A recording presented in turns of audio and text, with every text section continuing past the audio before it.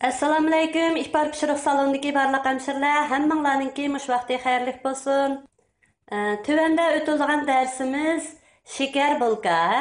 Əmdi şeker bulkaga ketadigan materiallar bilan tanışıp çıqaylı.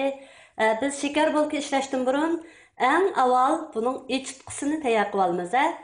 Birinci basqışımız echitqi tayyorlash. Əmdi bu şeker bulkamızdaki echitqisiga ketadigan materiallar bilan tanışıp çıqaylı.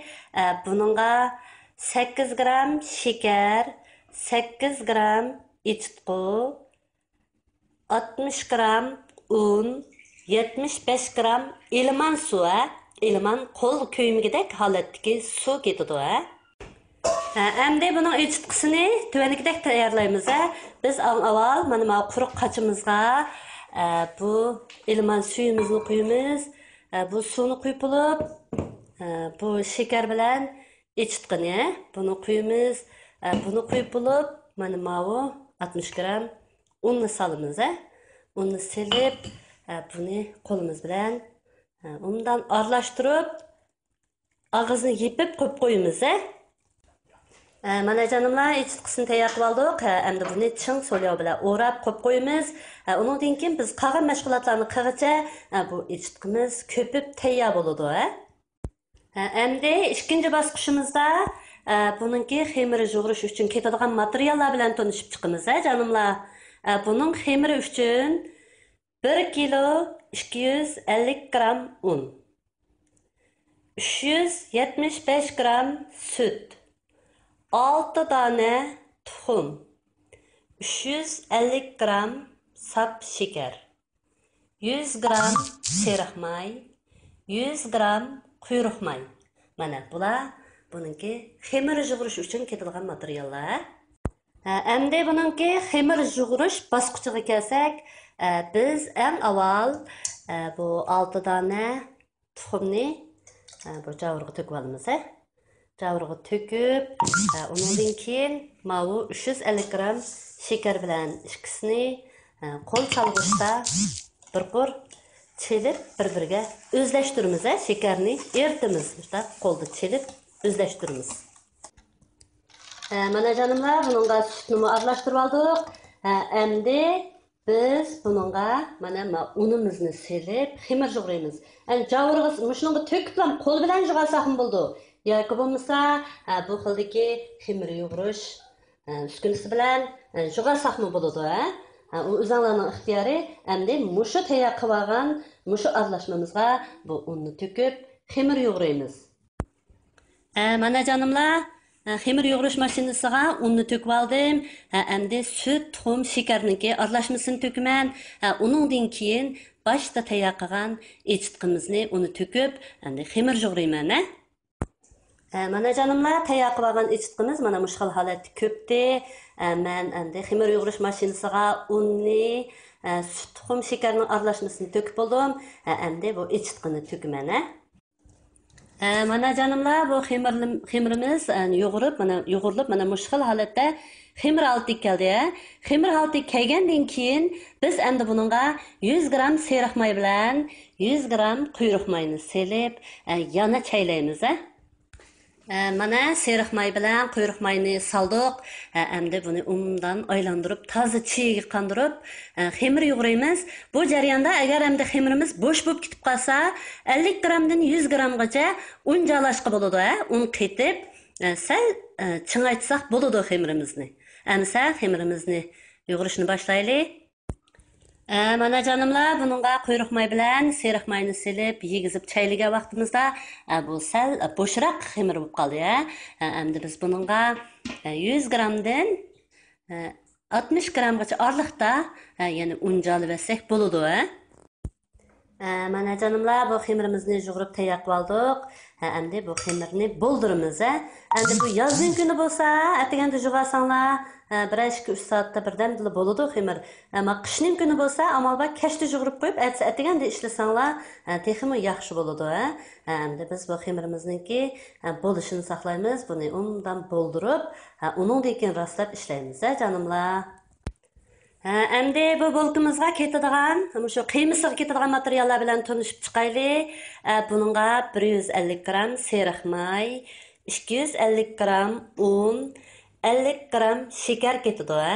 Endi buning ishlash bosqichiga kelsak, biz eng avval bu quruq javrimizga bu seriq mayni quruq javurga sepamiz. Uningdan keyin bu unni to'kamiz. Uningdan keyin bu shakarni to'kamiz. Endi biz bu uch xil materialni aralashtirib, toza bir-biriga yegizib, talqon holatga olamiz. Mana canımlar, seriq may, şeker, unni aralashtirib, mana mush xil holatdagi talqon holatiga ekib oldik. Endi bulkimizni rastlash bosqichiga o'tamiz. Endi bulkimizningki rastlash bosqichiga kelsak, mana bu 250 gramdan zugul qilib olgan xemirimiz. Endi biz bu xemirimizni mana bu no'g'ish bilan mana uzunizga ochamiz. Mana canımlar, birinchi bosqichda biz xemirimizni mana mush xil holatda ichib olamiz. Endi buning o'tirisiga boya tayyor qilib olgan bu talqon holatdagi mana bu qiymimizni to'kamiz.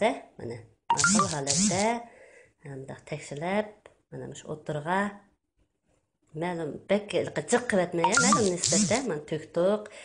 Endi buni to'kib bo'lib, ma tarafini mana bundoq o'ramni qatlagandek qatlaymiz.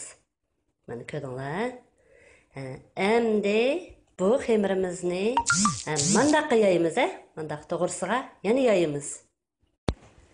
Mana ikkinchi qitim yana yeyib tayyor qilib oldik. Endi bu talqinimizni bu xemirimizning arasiga yana olamiz. Mana bu ikkinchi qitim elishimiz bo'ldi, canımlar. Yana bayqaga o'xshash. Yana bir qitim qatlaymiz. Endi buni yana yayimiz, canımlar. Bu xemirimizni endi yana bayqi usul bo'yicha yana yayimiz. Mana canımlar, bu endi 3-chi qitim yeyilishi. 3-chi qitimda yana bu talqonni buning o'tirga yana to'kamiz, canımlar. Mana 3-chi bosqich qitim, 3-chi qitim qisi mana bu. Endi yana bir qitim qilsak, bu 4 qitim shunday yeyilgandan keyin bulkamiz rastlanib bo'ladi. Mana bu 4-chi qitim yaydik. Endi buningga mana eng oxirgi qitim qisi. Yana bu talqonni arasiga oldik. Shuning bilan bu endi 4-chi qitim yana qatlandi, canımlar. Endi biz buni sal yo'g'antib, anandan keyin mana bu shakarga, oq shakarga az nisbatda qarzima chechib etib, qarzima qilmaygan, oq shakar qilsanglar bo'ldi. Men endi chiroyli chiqsin deb qarzimadan az aralashtirib etdim. Anandan keyin buni sal yo'g'antib, yo'g'aroq qilib, mushu shakarga besib, anandan keyin lesk tizimiz. Mana canımlar, bizning endi 4-chi qitimda qatlash bosqichimizni tugadi. Endi biz bu rastlanib bo'lgan bulkimizni bu shakarga bosamiz. Mana mush xil holatda shakarga besib, yuzga tek shakar yo'qtiramiz. Mana canımlar, mush xil holatda shakarni yo'qtirib, mana mushunchalik cho'ngliqda rastlab olamiz. Endi hamma bulkimizni mana mush xil holatda rastlab, buni quruq, o'rda emas, quruq holatda ko'ptiramiz. Endi uyda tabiiy holatda ko'ptiramiz. Bu birer saat 20-30 minutlarda ravris o'zi ko'pidi. Ko'pgandan keyin oldin qizitib olingan duxovkaga, ya'ni men o'zimning duxovkamda 200-180 qilmasda, uyninki duxovkasida 170 gradusda pishasanglar bo'ladi. Bu 20-30 minutda pishib chiqadi, canımlar. Suzuk, ham bek yeyishlik pishadi bu bulka. Mana canımlar, bu bulkalarimizni rastlab tayyor qilib oldik. Endi biz buni 30-40 minutcha holatda vaqtda ko'ptiramiz. Bu bulkamiz toza voyaga yetib ko'pgandan keyin oldin qizitib olingan duxovkaga solib pishirib olamiz. Mana canımlar, bulkamiz 1 soatcha vaqtda mana shunday ko'pdi. Endi buni biz oldin qizitilgan duxovkaga, ya'ni 200-180 gradusda 30 minutcha vaqtda pishirib olamiz. Mana canımlar, bu bulkimizmi pishib tayyor bo'ldi. Biz bulkini pishirib eplam, shu issiq vaqtida bulkining tegini bo'shtib, bulkini listdan arib etamiz.